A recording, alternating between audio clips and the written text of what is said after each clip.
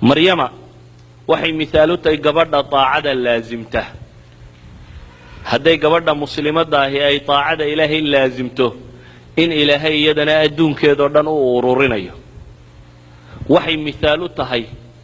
karaamaadka la sheegayo awliyada waa maqashaan dadku inay yidhahdaan hebel karaamaa ka dhacday akbar karaama qur-aanku uu sheego gabadh baa iska leh marka laga yimaado mucjizaat alambiyaa ee qur-aanku karaamo dhacday oo uu ka warramo qof mu'mina ka dhacda kuwa ugu waaweyn ee uu qur-aanku sajilay waxaa ka mid a taa maryama waxay noqotay gabadh cibaado badan oo habaryarteed riwaayadka qaarkood say sheegaanna walaasheed ayaa waxaa qabay nebiyullaahi zakariya dabeetana zakariya kafaalo qaadoo koriyey gurina bay ku kortay waxay noqotay gabadh cibaado iyo iimaan lagu canqariyey oo diin nuugtay oo ku kobocday oo ku kortay oo ka shaqaysa meeshii alle lagu caabudayay baytullaahi ka shaqaysa cibaadadeedii markay tiro badatay xad bay gaadhay karaamaadka ka dhacaya qur-aanku uu sheegaya uu tilmaamayo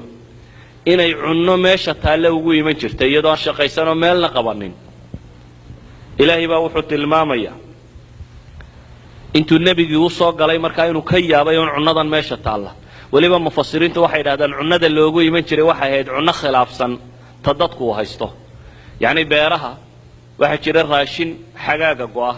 iyo raashin jiilaalka soo go'a wakhtiga qaboobaana dhir gaaraa baxda wakhtiga kulaylaana dhir gaaraa soo baxda marka kulayluhu jooga maryamo waxaa loogu yimaadaa bay idhaahdaan wixii go'i jiray wakhtiga qabowga wakhtiga qabowgana waxaa loogu yimaadaa iyadoo haysata summer timeka midhihii go'i jiray waa waxaad u cajiiba nebigii baa la yaabay gabadhan yar iyo cibaadadeed iyo waxaan ay haysato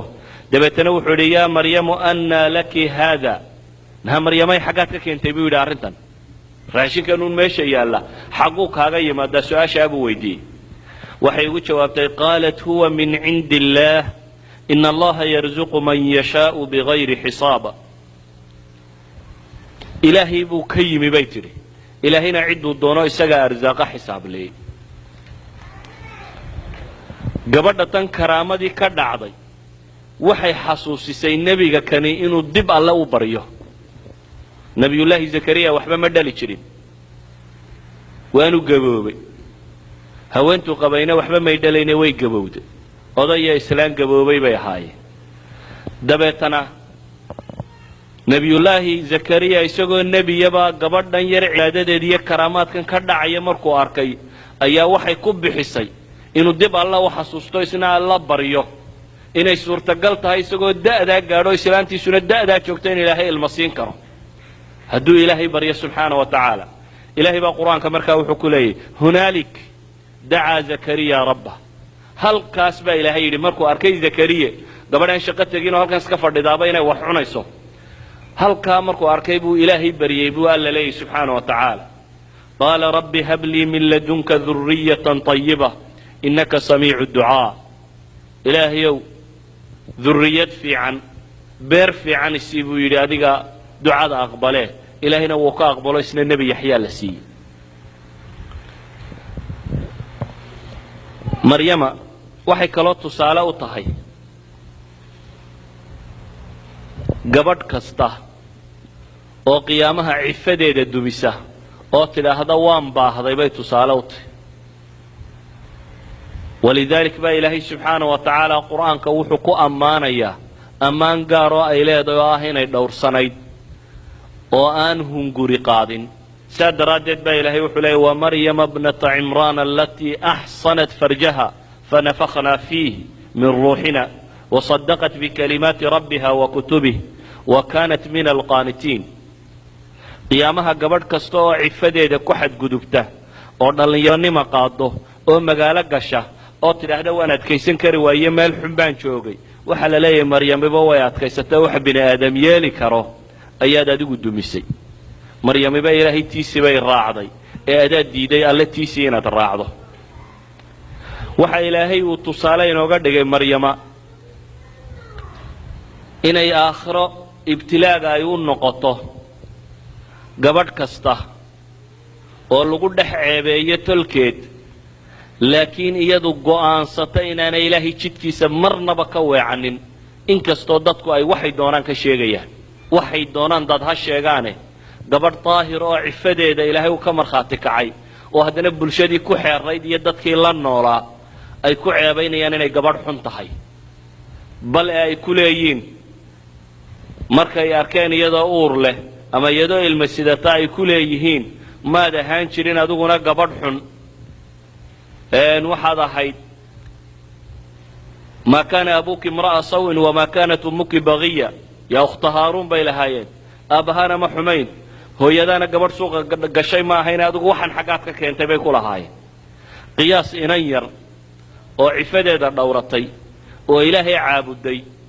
oo bulsho haddana la dhex timi iyadoo uur la un waxa dadkaasi ay odhanayaan ama waxa la sheegayo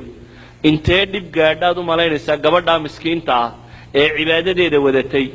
ee la arkay un iyadoo uur weyn leh bale la arkay iyadoo ilma sidata maxaase dadku ku odhanaya ilaahay waa ka yuhuud markuu ceebaynayo ku tilmaamaya waxyaabihii lagu nacdalay yuhuud inay ka mid tahay maryamo waxay ka sheegeen buhtaankii weynaaye ay maryamo ka sheegeen inuu ka mid ahaa laakiin qofku hadduu ariiqa alle laazimo ilaahay baa u ballan qaaday inuu faraj u furayo maryamo yaa difaaci lahaa haddii la yidhahdo inantani waxba may samayn iska daaya yaa dhegaysanaya ilaahay baa difaaco wuxuu ku difaacay waxaanay dadba filaynin maadaama cirdigeedii iyo sharaftideedii dad uu ku xadgudbay ilaahay baa difaac u sameeyey yaa difaac u noqday maryami yaa laytanii mitu qabla hada wa kuntu nasyan mansiya markay lahayd ayaa ilaahay faraj u soo furay oo waxa la yidhi dee gabadh tolkeed ku dhex ceebooday waa inay iska tagtaa markay iskaga tagtayna cidla markay u baxdayna wax la cuniyo waxba toona ma jiraan waa gabadh umula oo hadda umulaysa dabeetana calaacalkii bay tidhi bal maan iska dhintaba ama tu aan laba garanayn ilaahu maad iga dhigtid bay leeday markay aragtay dhibta haysataa intay leeg tahay ilaahay baa faraj u furay oo waxaa lagu yidhi geedan timire aad joogto jirrideedun yaro taaba baa la yidhi ilaahay baa kaaga soo da'inaya rutaban janiya timirtu marka malabku ka da'aya ay jilicsantae aanay engegin ee sida malabka loo dhuuqo oo kale taas baa ilaahay kaaga soo dejinaya halkanna biyo kacab baa la yidhi hoostan hoosana biyo kacab timirtaada iyo biyahaaga isku cab oo waqarri caynan baa ilaahay yidhi ishaaduna ha doogsato waxba ha warwarin anaa faraj kuu furaya baa ilaahay leeyahy ishaaduna ha doogsatee waxba ha warwarin